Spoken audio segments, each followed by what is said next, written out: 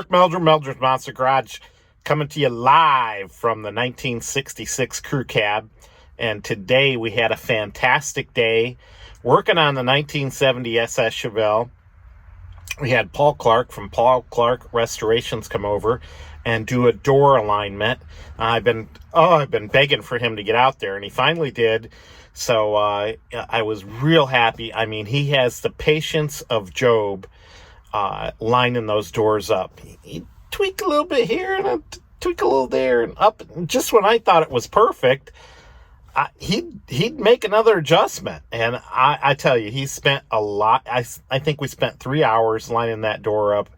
And you could take a paint stick. He had a little paint stick with a piece of tape wrapped around it. That was his gauge. And you could take it and go all the way around the door. So I'll show you that. And I think I'm going to combine yesterday's videos and today's video. So if you want to skip ahead, I'll tell you when to skip ahead.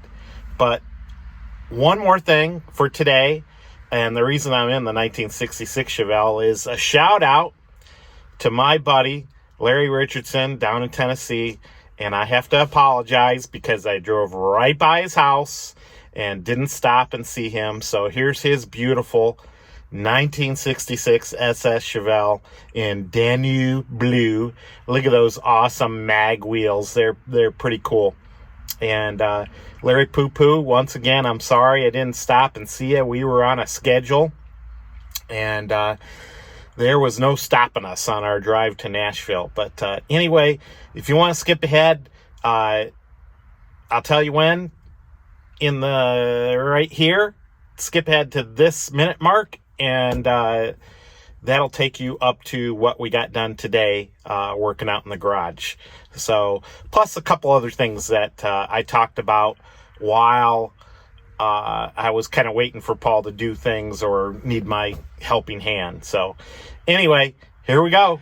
Hey, Mark Meldrum, Meldrum's Monster Garage, and we're out here sunbathing the 70 SS Chevelle today, and just wanted to get it out here and take a look at some of the work that Paul has done on polishing the car.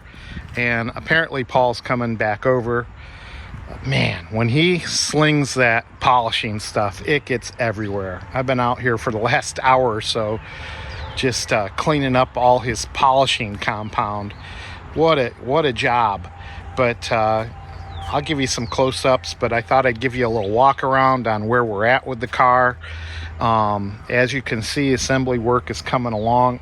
Paul is going to adjust the doors.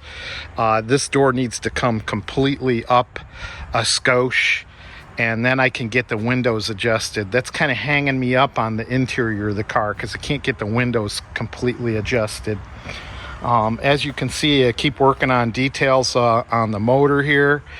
Yeah, it's looking nice. I found out today, I was working on the all the vacuum and stuff. I finally got the right tubing from Parts Place, and I found out I need a double T right here, so this hose can come over here and connect in there. I guess that's something unique to these high performance cars. So the other day somebody was busting my chops about the fan only saying CV. Well, I'll tell you, some said CV, some said CV Eaton. I don't know what's right. So we've got CV on there. If you really want me to put Eaton on there, I'll put Eaton on there. The other thing you were busting on me, I can't remember who this was, but I can't see the part number on the fan blade. Well, look a little closer, because the picture was from the front and the part number's on the back side. Oh gosh, these people will bust your chops just about anything right now. And I tell you, I really do enjoy trying to get all this stuff as right as I can get it on the car. But at the same time, it just bugs me, all the chop busting that's going on and picking apart of these cars. Yeah, we see them at Barrett-Jackson. We see some obvious mistakes. But hey, a guy's out here trying the hardest he can, doing what he can, and it is what it is. I appreciate all. I make a lot of phone calls during the day and ask, how did this get routed? How does that get routed? What does this look like? What does that look like? and we're doing as best we can on this car. So that's my spiel about that too. Please don't bust people's chops. They're doing their hardest and doing their darndest. So we'll leave that as it is. Anyway, okay, I'm rambling again, as I usually do. Like I said, we got a lot of the interior done, but I had to pull it back out to get these windows adjusted exactly right. I got one piece of chrome I am going to change out. I think we had a little mistake happen. We had a little mix-up. You can see the gap right here. I think this piece of chrome was from a vinyl top car, and we got it mixed up. The rest of the chrome fits really nice around the car, and we're going to change that out. But the polish on the car is, it's looking excellent. I tell you, I'll take a couple still pictures, and I'll get some more dust wiped off of it. But I'm just putzing around today. Like I say, I'm waiting for Paul the painter to get here. There's a few little things down in here they need to get addressed. As you can see, that door is coming out too much on the bottom, so that needs to get twisted in there. But I leave that up to the body guys, because I'm scared to death I'm going to scratch something or ding something. That's for the body shop guys. I'll do all the detail work on the engine here and putting things together. And once again, this is a work in progress. Nothing's done. So if you're looking at something going, hey, that doesn't look right, it might look different next week, because we'll get it addressed. I mean, this stuff's crazy today. I had Brian Sarver come over here, the marquee restorer of the Chevelle Club. And I mean, it gets so crazy. I know people were talking about 3 dots on this damn fitting there. I mean, how far do you go with this restoration stuff? How far do you go? I don't know, but I think it's looking pretty darn good. You can leave a comment. Whatever. See ya. People ask me what's the history on the car, so I will tell you that it was born with the LS6 motor. The original motor is supposedly in the Columbus area somewhere. We have yet to find that, but we have a correctly date-coded CE motor in here. So everything's date-coded on this thing. The water pump, the emission stuff, the alternator, the carburetor, the distributor, the exhaust manifolds. We've got everything as date-coded as conceivably possible.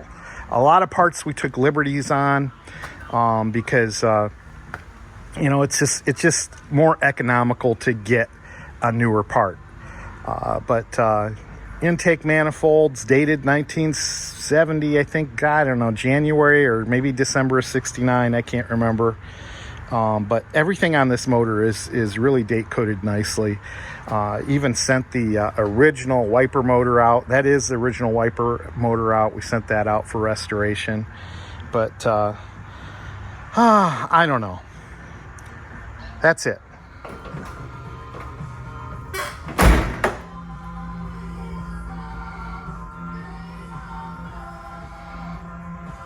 All right. You know what they say, never throw anything away. So here's the wiring harness that came out of this car. And of course I got a new wiring harness in here, but one of the things I noticed, and I've seen this with other restoration guys, they want to get the color of these connectors correct. So I'm taking the original connectors off of the original harness and changing these white ones out with the correct brown ones. So that's today's exercise as Paul over there adjusts doors. And I'm just trying to be free for him when he needs a helping hand. But he's doing a great job. He's struggling with this door, but we got the driver's side door looking really nice. I mean, it fits perfect now, and he is just trying to match it up on the other side.